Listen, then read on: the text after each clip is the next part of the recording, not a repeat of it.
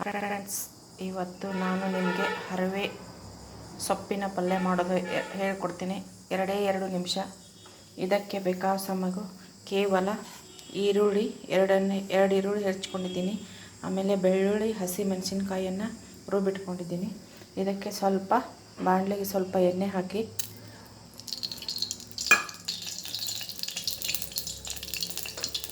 ಎಣ್ಣೆ ಕಾದ ನಂತರ ಸ್ವಲ್ಪ ಸಾಸಿವೆಯನ್ನು ಹಾಕ್ಕೊಳ್ಳಿ.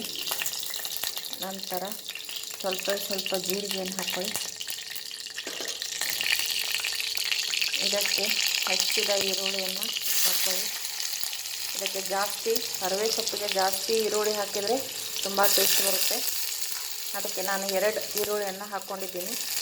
ಇದನ್ನು ಸ್ವಲ್ಪ ಫ್ರೈ ಮಾಡಿ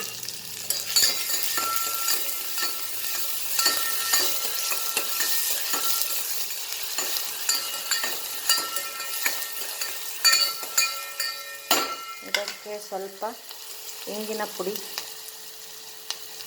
ನೋಡಿ ಹಾಕ್ಕೊಳ್ಳಿ. ಇಂಗನ್ನು ಇದು ಬೆಂದ ನಂತರ ಇದಕ್ಕೆ ಸ್ವಲ್ಪ ಬೆಳ್ಳುಳ್ಳಿ, ಹಸಿ ಮೆಣಸಿನ್ಕಾಯನ್ನು ಜಜ್ಜಿಟ್ಕೊಂಡಿದ್ದೀರಲ್ಲ ಅದನ್ನು ಈ ಎಣ್ಣೆಯಲ್ಲಿ ಫ್ರೈ ಮಾಡ್ಕೊಳ್ಳಿ. ಇದ್ರ ಜೊತೆಗೇ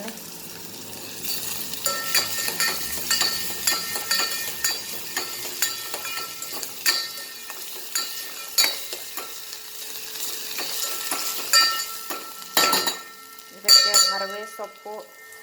ಹರವೆ ಸೊಪ್ಪು ಅಂತಾರೆ ನಮ್ಮ ಉತ್ತರ ಕರ್ನಾಟಕ. ಇದಕ್ಕೆ ಕಿರಿಕ್ಸಾಲಿ ಪಲ್ಯ ಅಂತ ಕರೀತಾರೆ. ನೋಡಿ ಫ್ರೆಂಡ್ಸ್, ತುಂಬ ಚೆನ್ನಾಗಿರುತ್ತೆ. ಒಂದ್ಸಲ ಟ್ರೈ ಮಾಡಿ. ಬಹಳ ಬೇಗ 2 ನಿಮಿಷದಲ್ಲಿ ಆಗಿ ಹೋಗುತ್ತೆ ಪಲ್ಯ. ಇದನ್ನು ಜಾಸ್ತಿ ಉತ್ತರ ಕರ್ನಾಟಕದಲ್ಲಿ ರೊಟ್ಟಿ ಜೊತೆಗೆ ತಿನ್ಲಕ್ಕೆ ಬಯಸ್ತಾರೆ. ರೊಟ್ಟಿ ಜೊತೆ ತಿಂದರೆ ಆಹಾ, ಇನ್ನೂ 1 ರೊಟ್ಟಿ ಬಿಟ್ಟು 2 ರೊಟ್ಟಿ ತಿಂತೀರ, ಆ ಥರ ಇರುತ್ತೆ ಪಲ್ಯ. ಇದು ನೀರಿನ ಅಂಶ ಇರಬಾರ್ದು. ಈ ಥರ ನೀರನ್ನೆಲ್ಲ ತೊಳೆದಿಟ್ಟುಕೊಂಡಿರ್ತೀವಲ್ಲ, ನೀರನ್ನೆಲ್ಲ ತಕ್ಕೊಂಡು ನೀರೆಲ್ಲ ತೆಗೆದಾದ್ಮೇಲೆ ಫ್ರೈ ಮಾಡಿ.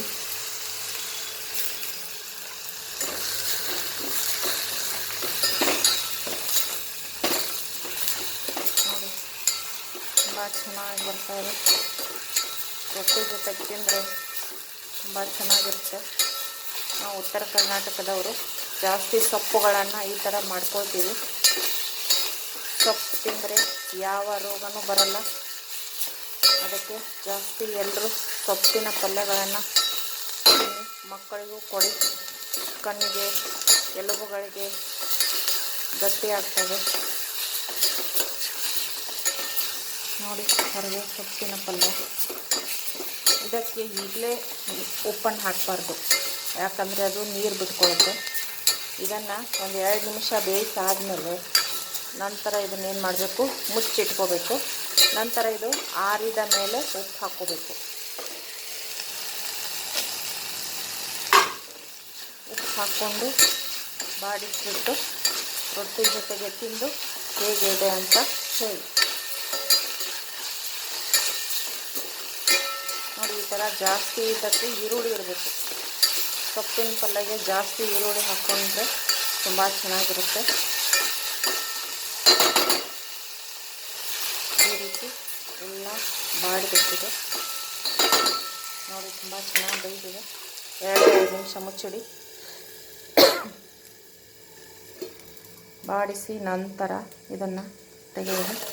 ಇದು ಆರಿದ ಮೇಲೆ ಉಪ್ಪು ಹಾಕಿ ತಿರುವಿ ಆಮೇಲೆ ಊಟಕ್ಕೆ ಉಪಯೋಗಿಸ್ಕೋಬೋದು. ಹೇಗಿದೆ ಅಂತ ಹೇಳಿ ವಿಡಿಯೋ ಫ್ರೆಂಡ್ಸ್.